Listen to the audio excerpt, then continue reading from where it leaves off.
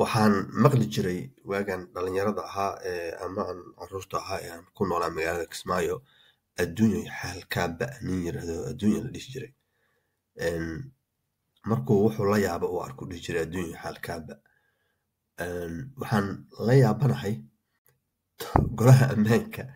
wixii ka dhacay ma 19 bishan September gaar ahaan arrintan ku saabsan dalka Iiraan iyo cunaqabataynta in dib loogu soo celiyo laguna sii adkeeyo saad ogtihiin ba dalka Iiraan waxay muddo dheer is hayeen dowladda Israa'iil oo dhahaysa waan weerarayaa hub ma samaysan karto oo quwadda nuclearka aqoonteeda ma yeelan karto arrimaha nuclearkana ma aha arrimo hub kaliya loo isticmaalay meelo badan baa loo isticmaalaa oo caafimaadka u badan waliba loo isticmaalaa iyo tiknoolajiyad kaleeto waxyaabo kaleeto oo aad dowladuhu aad ugu horumareen ayaa jira oo ay u baahan yihiin marka nuclear haddaanan lahayn aqoonteedana way yartahay in la helo aqoontaas oo kaleeto marka Iiraanna waxay isku dayeysaa inay ka mid noqoto dowladaha aqoonta dhinaca nuclearka ama qunbuldariyada waxa loo yiraahdo iyo waxyaabaha loo adeegsado dhinaca caafimaadka waliba ugu horeeya inay noqoto ayay rabtaa hubna waxaan u maleynaa kolley inay ku rajo weyn tahay laakiin dalka Israa'iil oo aad isu hayaan ayaa olole ku hayo iyo Mareykanka oo asaguna aan rabin in wadan muslima uu awood noocaas yeesho waxaasoo dhan cunaqabateynna waxaa lagu hayay muddo ilaa 70meeyadii iyo wixii ka dambeeyay cunaqabateyn baa lagu hayay 79kii wixii ka dambeeyay marka dalkan Iiraan taariikhdiisa iyo khilaafkan dalka Iiraan iyo reer galbeedka u dhaxeeyo taariikh dheer oo soo jireen uu leeyahay markii dambena waaba ogaadeen oo Mareykan iyo Ingiriis waxa isugu tagay iyo Israa'iil baa isugu tagay Mareykankaad aragteen waa Mareykanka dowladda taageerta waay hubka iyo dhaqaalaha siiso ninka hadda xukumo dalkan Israa'iil isla markaana dagaalka ku hayo shacabka masaakiinta ah ilaa 100,000 caruurta iyo dadka laayay dowladahan haddana kasoo horjeeda Iiraan leh waanu ku cunaqabateena kugu qabanaynaa hubkaagan baabi'inaynaa inta badan waxay u badan yihiin dowlado ayagu rabo in uu soo bixin quwad kale oo labaad oo aan ahayn midda Israa'iil waayo Israa'iil ba hadda meesha ku amartaaglayso wadankay rabtay weerartaa Lebanon bay weerartaa Syria weerartaa Jordan bay webigii biyaheeda intay ka qaadatay waliba dib ooga gadaa maalin kasta waxay u hanjabtaa wadankan Egypt la yiraahday u hanjabtaa Qatar waatay maalin weeraraysay marka sankii taagaysa cid la hadli karto malaha waayo waxaa ka dambeeya dowlado waaweyn ka dambeeyo Ingiriiska iyo Mareykanka iyo Jarmalka iyo Faransiiska iyo ayaa aad u taageero oo heel oo hooba la garab taagan haddii dowlad ayaga markaa ka yar xoog weyn ama la xoog midana ay soo weerartaan diyaar u ah inay dagaalka galaan oo waxyaabaha Turkiga iyo Pakistan iyo dib u dhigayo inay faragelin ku sameeyaan arrinta Gaza dib ooga dhigay waxay ogyihiin waxa ka imaan karo iyadoo aad ogtihiin marka waxaasoo dhan aan ognahay yaa marka maalin waxaa dhacay 19 bisha September United Nationka golaheeda ammaanka oo ah meelaha go'aamada ugu adag lagu gaaro ee cunaqabateynta iyo waxyaabaha la mid ah in la keenay arrinta ku saabsan cunaqabateynta dalka Iiraan 2015kii Iiraan waxay heshiis la gashay dowladaha reer galbeedka ah heshiiskii la gashay waxay iyadu fududeysay in hay'adda ilaalisa mataqaana inuusan faafin quwaddan hubka nuclear iyo waxa la sameeysan ilaaliso oo dowladaha warshadaha nuclearka la dulmeerto kullina ma dulmeertay kuwa inta badan islaamka iyo dunida saddexaad dulmeerta oo ay reer galbeedku iyaga lama fiiriyo waxay sameeyaan iyo marka maadaama laga awood badan yahay madamada dhigi kartid idinku misma fiirisaan marka qofka walba dantiisu fiirsanaya dagaal iyo rabsho iyo buuq in lagu soo qaado ma rabo marka way isaga hoggaansanaan inta badan dowladahan dowladda marka waxay ogolaatay Iiraan in la soo yimaado warshadaheeda oo ururkan uu yimaado oo uu fiiriyo oo uu la socdo hawsha si u wadaan beddelkeedana iyadana in cunaqabateynta laga qafiifiyo cunaqabateynta baa laga qafiifiyay 2015kii wada shaqeyntaasna ayaga iyo ururkaas marka ka hortago faafista hubka nuclearka ayay dhex martay wada shaqeyn fiican lahayn oo kaamirooyin iyo waxbay ku xirtaan meelihii iyagu ay lahayn jireen meelaha nuclearka ay warshadahooda ku yaalaan ee dalka Iiraan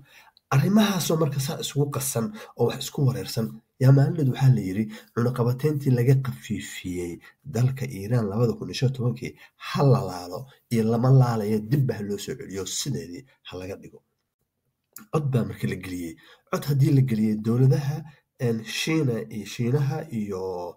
iyo ruushku isku dhinac bay istaageen waa iyagu had iyo jeer reer galbeedka kasoo horjeedaan oo xulafo kale rabaa inay samaystaan marka iiraan bay marka waxay u arkeen inay iyagu la xulfa noqon karto ayay la safteen oo ay u codeeyeen wadanka bakistan la dhaho algeriana maadaama iiraan ay isku fiican yihiin wadan muslim ay tahay way isaga codeeyeen iyaday la safteen oo weliba bakistan si cad ay u taageertay iyagoo weliba haddana dhinaca xuduudaha iyo jabhade iyo balaayo khilaafiyo yar oo ka dhexeeyo iyo haddana taageertay soomaaliya marka waxaa loo baahnaa 9 cod meesha marka ingiriiska iyo gruubkoodii iyo maraykankii markii la isku dardaray 8 cod ay heleen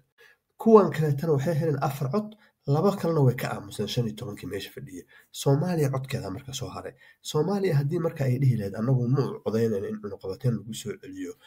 wadankan iiraan lagu sii adkeeyo dib loogu soo celiyo wixii hore ma codeynayno hadday dhahdo soomaaliya 8 cod bay heli lahayn maraykanka iyo israa'iil waxay wateen marka isla markaana halka waxaa kasoo bixi lahaa in arrintaasi ay fashil ku dhammaado qorshihii meesha yaallay ahaa in iiraan cunaqabateynta lagu adkeeyo dhinaca kaleetana waxaa imaan lahaa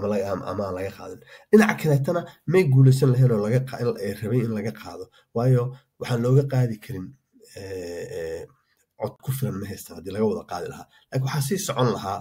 fududeyntii oo 2015 heshiiska iska sii socon lahaa waayo wax resolution hore ama go-aan cusub oo ka hor imaanaya meesha ma uusan marin soomaaliya hababaxa dhahdee ha la codeyso dhulkii jarmalka iyo faransiiska iyo ingiriiska iyo ula codeysay oo maxaa ula codeysay waxaa rabaa in cunaqabateynta aan laga qafiifinin dalkan iiraan oo lagu sii dhuujiyo marka waxaan isweydiiyey wadan la dagaalayo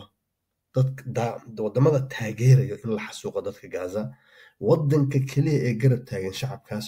oo haddana dowladihii ay iskhilaafsanayeen oo bakistan oo kaleeto iyo iiraan way iskhilaafaan labada iskhilaafsan ee xataa garteen inay maanta ahayn meel lagu kala haray inayn jirin oo ay la safteen iiraan ayadoo weliba mar dhow shirkii qatar lagaga hadlayay weerarka israa'iil ku qaaday wadankan qatar oo dooxo looga shirayay dunida iyo wadamada islaamka oo ay isugu yimaadeen oo uga wada hadlayeen soomaaliya iyo iiraanba labadaba ay wada joogeen in soomaaliya ay ka codeysay iiraan oo ay u codeysay in cunaqabateyn lagu adkeeyo yaa anigu maskaxdayda geli weysay waxaan fahmi waayey siyaasadeenna arrimaha dibadda oo miyayan ku salaysnayn mabaadii iyo waxa anagu aaminsannahay xataa iiraan hadduu dagaalan dhex maro markuu israa'iil meesha soo gasho ama iiraan maraykan waa inaan iiraan la safarnaa maxaan ula safanaynaa waxaan ula safanaynaa dadkan reer falastiin in aan lagu sii tumanin oo ay jirto adlista awood hadda anagu awood u lahayn awoodaha kale taageera inaan la safarno markay noqoto in dunida laisku qabsado meelaha waaweyn laisugu yimaado UNT laisugu yimaado inaan la wiiqin haddii iiraan la wiiqo sacuudigaa la weerari karaa cid kastaa la weerari karaa bakistana kusii xigto waxaa kusii xigto mataqaanaa wadankan la dhaho turkiga ayaa isagana kusii xigo waxaan lacagtaa la marinaa mid marka quwadda iiraan khilaaf kastoo nagala dhexeeya hadday shiico yihiin oo haddaan sunni nahay kuwanba waa masiixiyiin ayagaaba kasii shisheeyaba marka loo fiirsho dhinaca diintana haddii dhinaca la fiiriyo ganacsigana dee anagu waa horaaba ganacsi la lahaan jirnay wadamadan passion waagii la dhihi jiray ayaan la lahaan jirnay oo nayruuska iyo daboodkan iyo waxaan ay xagga ka yimaadeen marka dhaqan ahaan la fiiriyo xataa diimaha qaar baan ka haysanay dadkeenu qaar ay haysan jireen oo meelaha ka yimid marka macnaha si qaldan u fikirayo mise madaxweynaha qaranka soomaaliya yaa ah nin fashil ah oo fashilmay bal shacabka soomaaliyeed oo bal idinku markaad hadalkaygan maqashaan bal commentiga kusoo qor bal aragtidiinni sida wax u aragtaan anigu kolley waa ka dayriyay siyaasadda arrimaha dibadda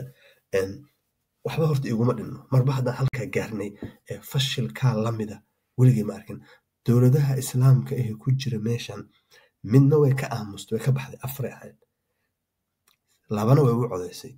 midna way ka codeysay tii ka codeysay inaan annaga noqono oo annaguna weliba codkii 9aad annagana laga dhigo haddii xataa ay 10-tobanaad aan ahaan lahayn waxaan dhihi lahayn kor iyo hoosbo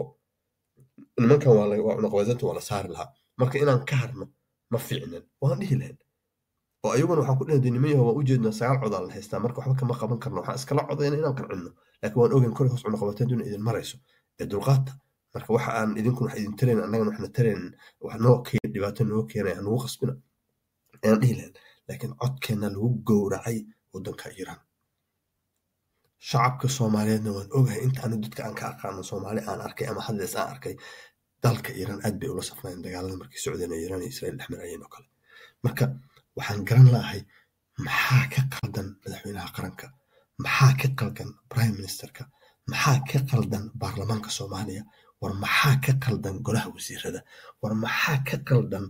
aqoon-yahanada iyo mas-uuliyiinta waaweyn ee xukuumadda ka tirsan. taasaan la yaabanahay. bal wixii commentiyo wixii adiga faahfaahina waraysi su-aalaha bal hoos kusoo qora, iyo bal haddaad fikirka anigu saan u arko inaan qaldannahay aan ku saxsanahay iyo inaan ku qaldanahay oo iga saxsanya. waxaa dhici karto inaan meelaan wax ka arkin idinku aa wax ka aragtaane. aad baa u mahadsantiin.